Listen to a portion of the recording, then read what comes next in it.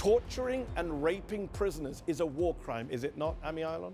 It is a war crime. If you'd been born Palestinian, would you have joined up with Hamas to fight against your occupiers? Not with Hamas. If I would be a Palestinian, I would fight against the Israeli occupation. Do you have any regrets for the torture that was carried out by Shin Bet when you were in charge? I have many regrets. Who, in your view, are the more existential threats to your country? Hamas and Hezbollah, or Netanyahu and Ben-Gvir?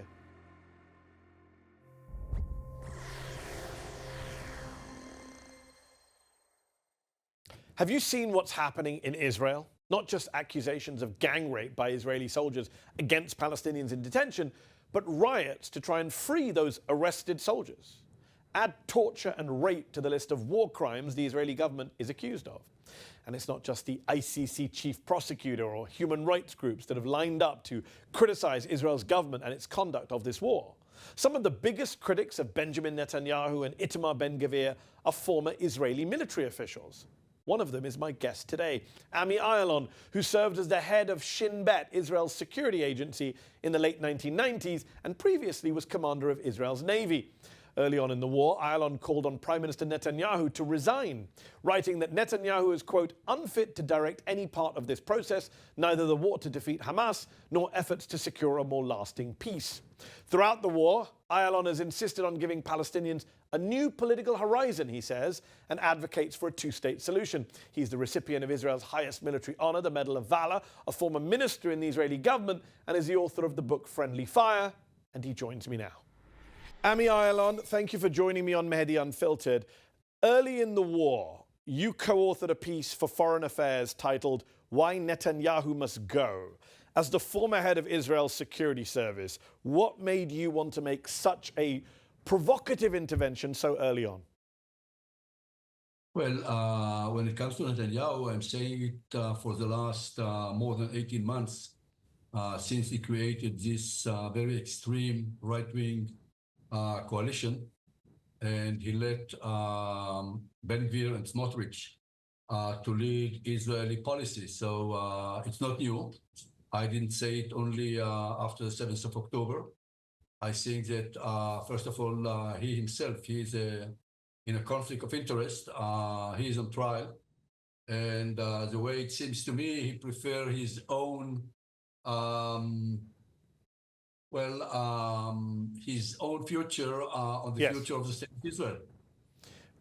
Just on Netanyahu and Hamas, pre-October the 7th, do you believe Netanyahu was deliberately propping up Hamas in Gaza as a way of dividing Palestinians and preventing a two-state solution? Well, his policy, and he didn't hide it, he's totally against a reality in which there is a Palestinian state alongside Israel. He said it. His policy, the way he explained it, is divide and control to make sure that Palestinians will not have a unified government, and the only way to do it was to do everything in order to maintain Hamas in power, even if it was necessary to approve sending more than probably $1.5 billion from Qatar. And every time when the security leaders, military and the Shin Bet came to him and told him, look, Hamas will not control his violence. And the moment that he believes that he can launch a war or a battle, he will do it. Yes. So he did not approve it. So it's not a secret. Yes, this was his former policy. He did everything in order to increase the power of Hamas and to make sure that Abu Mazen and the Palestinian Authority will not be able to create a unified government. So isn't the problem, Ami Ayalon, that even if Benjamin Netanyahu were to listen to you and quit and resign in shame, The problem goes way beyond Netanyahu, Ben-Gvir and Smotrich. According to Gallup, 65% of Israeli adults are currently against a two-state solution. So Netanyahu disappears tomorrow. Israeli society has still moved over the last decade or two since you started campaigning for a two-state solution way to the right. What do you do in a society like that when your fellow Israelis are not interested in the kind of deal you're pitching? They don't agree with you. I present a political horizon. I can give you the most important example. If you would ask Israelis during the first Intifada whether they agree to negotiate with Palestinians, we would tell you that you are crazy, lunatic, or whatever, because we hated them, and we were sure that they will do everything in order to destroy Israel, and we did not understand why they are doing it. But this is history. The moment that a new horizon and Oslo process was presented, it was a dramatic change in the Israeli street and among Palestinians. So I believe in presenting new ideas. I think that Israelis and Palestinians today, we hate each other. We are confused. We are humiliated, both sides. And yes, nothing good will come from Israeli leadership and Palestinian leadership. Most Israelis do not believe that, most Israelis believe that all Palestinians are Hamas, and most Palestinians believe that all Israelis are Smotrich and Ben-Gvir and Netanyahu. And it is totally wrong. 75, by the way, you said something about polls, 75% of the Israelis, and the question is, how do you present the question? 75% of the Israelis will agree to stop the war and to create what we call the regional coalition that will face Iran.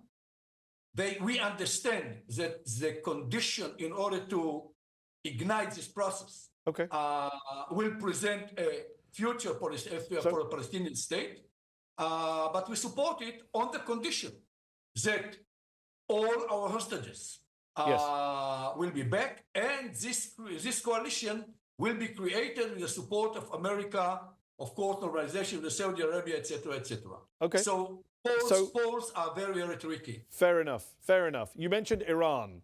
Last week, Israel not only killed the Hamas leader Ismail Haniyeh while he was in Iran, but they also killed a top Hezbollah commander in Beirut. As the former head of the Israeli security service, as a former Israeli Navy chief, tell me, in your view, Ami Ayalon, have those actions made Israel safer? They are not making Israel safer. In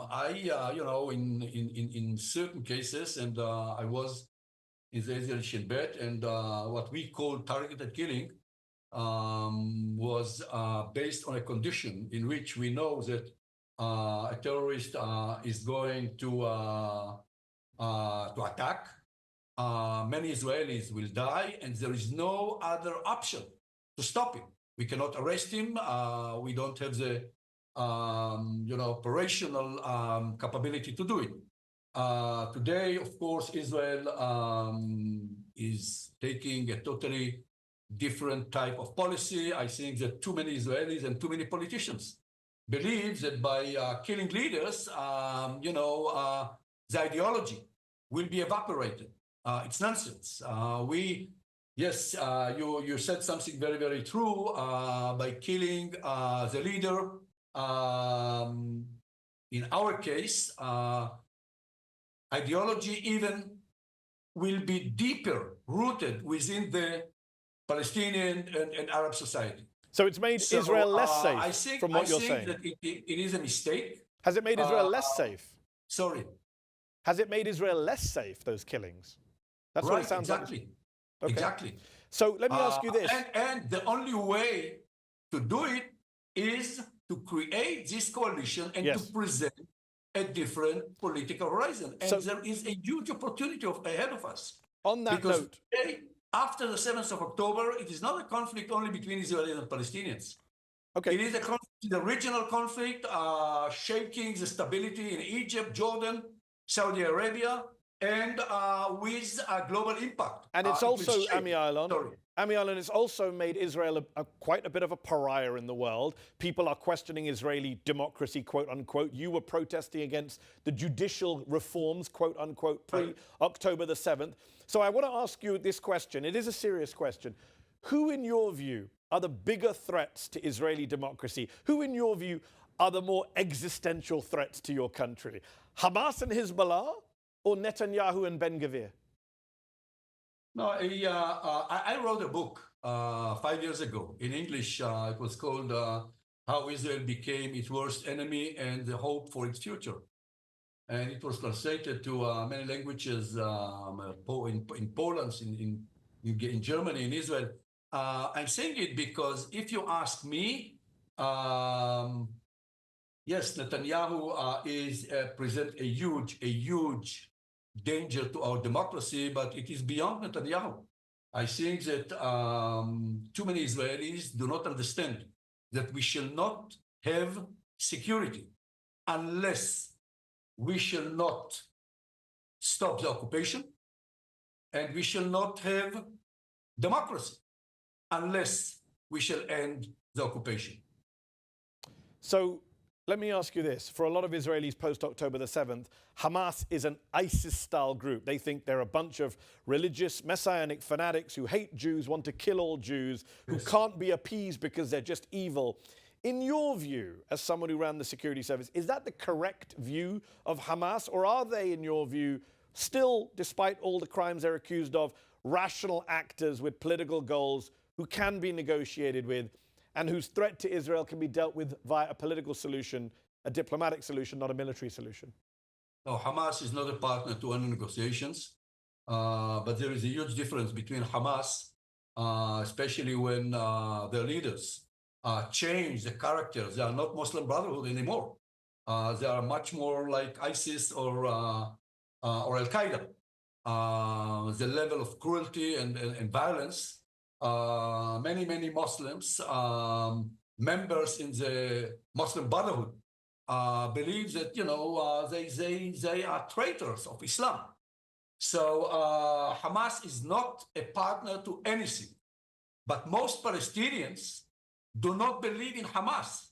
And today they support Hamas not because they believe in the future of Greater Palestine from the sea from the Jordan to the sea, and not because they accept the vision of the future state of Palestine ruled by Sharia.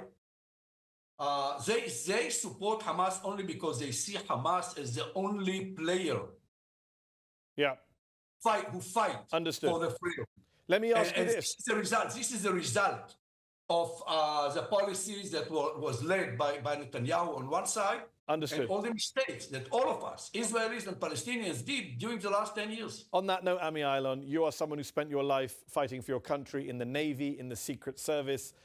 If you'd been born Palestinian, would you have joined up with Hamas to fight against your occupiers? Not with Hamas. Not with Hamas. I will never join Hamas.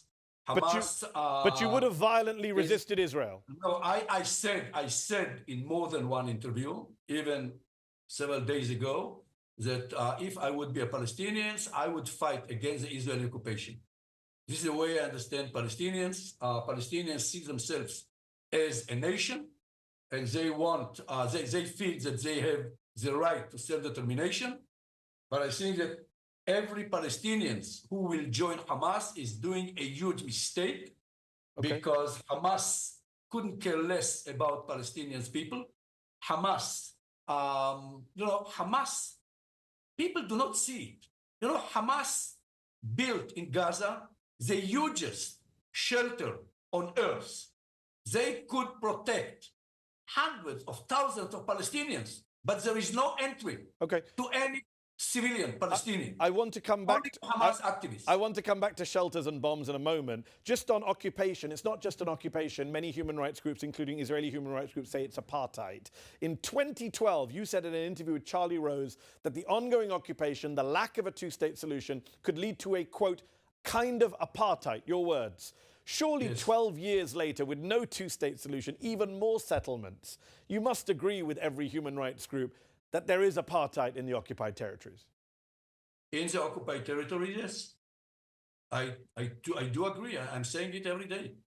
In the occupied territories, the way I understand the whole concept of apartheid, there are two different legal systems to Jews and to Palestinians who are living in the same place or the same territory, and we cannot hide it.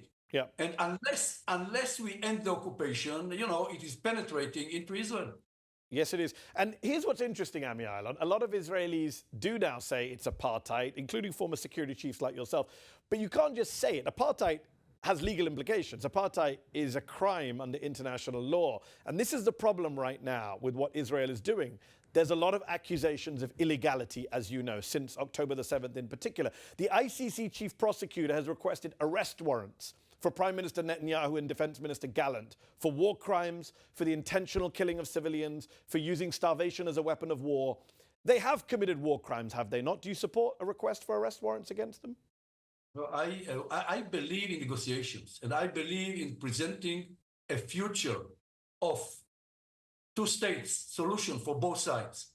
I cannot tell you that what we are doing today is a crime, because it is in the middle of war, and it is very, very difficult to take pieces or events within a war and to say, okay, you are committing Come on, Ami Ayalon. In every war, in the middle of the Syria conflict, we accuse Bashar al-Assad of war crimes. In the middle of the Ukraine conflict, we accuse Vladimir Putin of war crimes. Why does Israel get special treatment? Why can't human rights groups say, as they are saying, that Israel is committing war crimes by blowing up apartment buildings, denying aid, killing people with white flags, etc.? No, all the events that you mentioned, I totally disagree, because you have to forget something, that the war that we are fighting today is a totally different war than the international community is used to see as a war when they defined the law of war. It is not a war between states. It is a war against organization, a criminal and a terrorist organization, who couldn't care less about his people, his own people. It's the first time. Hold on, you've made that point. You made that point, but you're not dealing with the fact that we do accuse governments of committing war crimes when Vladimir Putin bombs a hospital. Hold on, let me finish my question. When Vladimir Putin bombs a hospital, we say that's a war crime. When Israel blows up an apartment building, as they did in late October, killing 104 people, including 54 civilians, and 54 children in an airstrike, that's just one example, we are able to say that's a war crime, are we not? Israel is doing everything more than any other state in human history.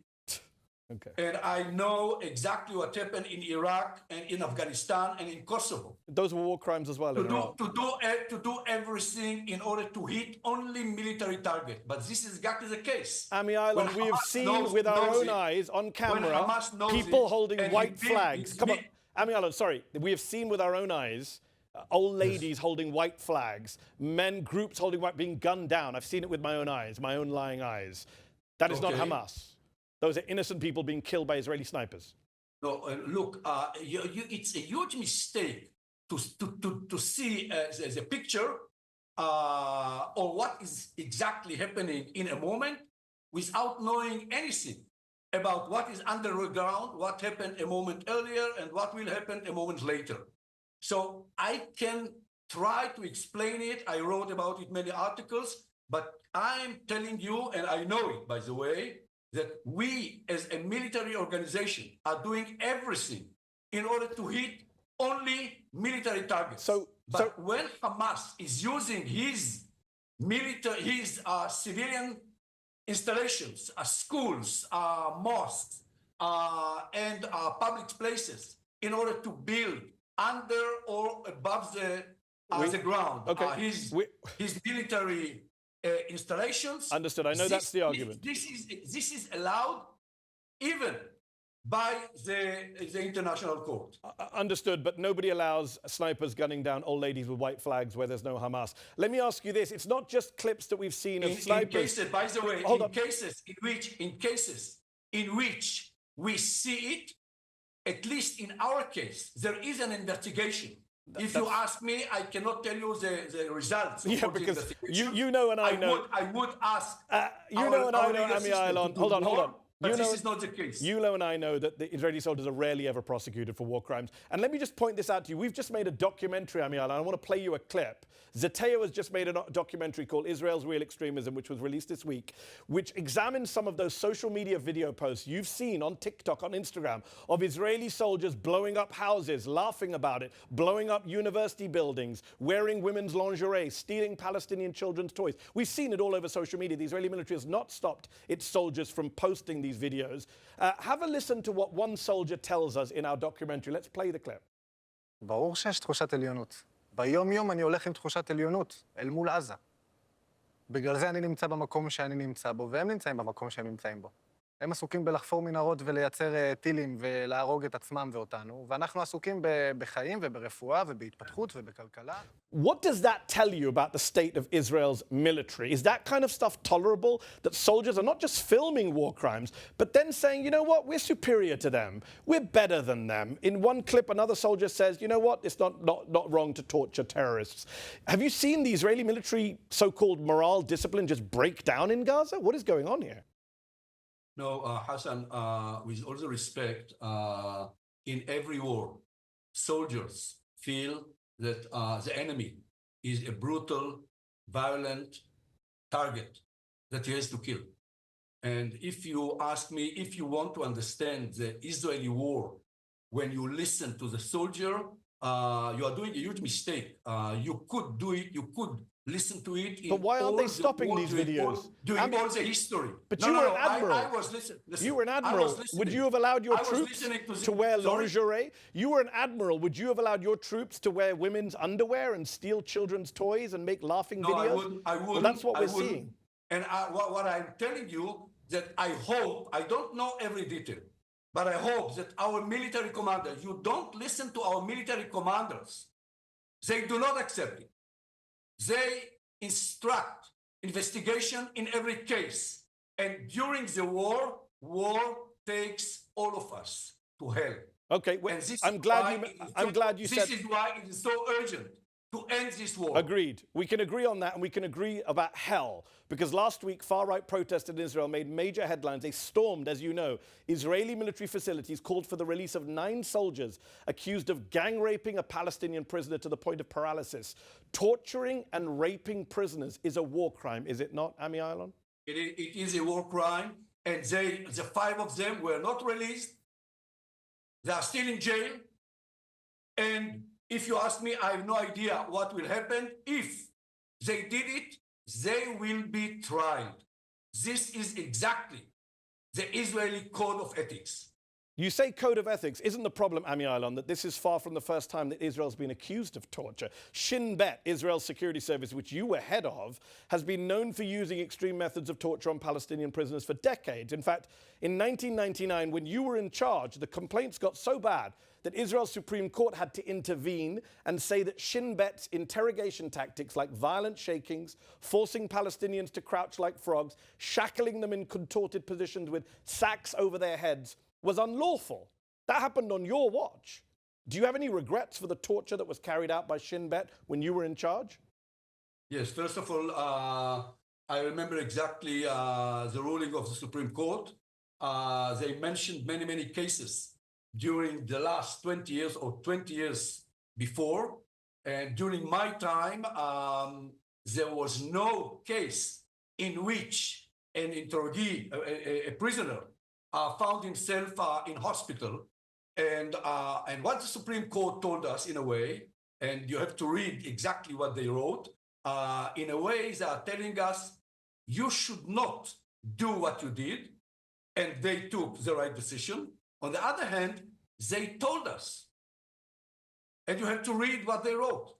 If you see that there is a terrorist on his way to kill Israelis, You should do whatever is necessary. The ticking time and bomb. Then you will be tried, and the court will decide But Ami whether you Ayalon, are right or wrong. you What know, it means- you it know means- that no, no, no, many no. Palestinian What it detainees means- who are means not ticking time that- bombs no, it were means that tortured the by legal- Shin Bet. You know that. It means that the legal system does not have the tools to discuss terror because it was shaped during the time when states fought each other. You have no regrets for any interrogations, abuse, torture on your watch when you were head of Shin Bet? Look, it's a great question. I have many regrets, almost every evening. But my regrets are on both sides. I know that we did mistakes when I was a director of the Shin Bet. No one died as a result of these mistakes, and no one was sent to hospital. Okay, that's a low bar, Ami Ayalon. But people suffered. On the other hand, I have regrets on several cases that I know that we didn't use all what we should, and Israelis died. So I have to live feeling that, yes, on one hand, I used violence, when in retrospect, I understand that it wasn't necessary. On the other hand, we lost lives when we thought that we shouldn't do it, and yes, Israelis died. This is the way I have to live. Last question, Ami Ayalon, and I appreciate you doing this interview. Let's look forward. Kamala Harris could be the next president of the United States. There's a lot of protests against her still over America's unconditional arms support for Israel. If you were advising Kamala Harris, what would you be telling her to do to end this war, to get peace in the region, to get Palestinian freedom, which you say you support? To present every day a better political horizon for Israelis and for Palestinians. And on the condition, Israelis should know that this political future horizon will create security for Israelis, because after what we suffered, after what we saw on the 7th of October, and we did not discuss it during this interview, Israelis are afraid. And on the other hand, yes, Palestinians should feel that this future political horizon will give them security as well. Ami Ayalon, we will have to leave it there. Thank you so much for your time. Appreciate you doing this interview. Thank you very much.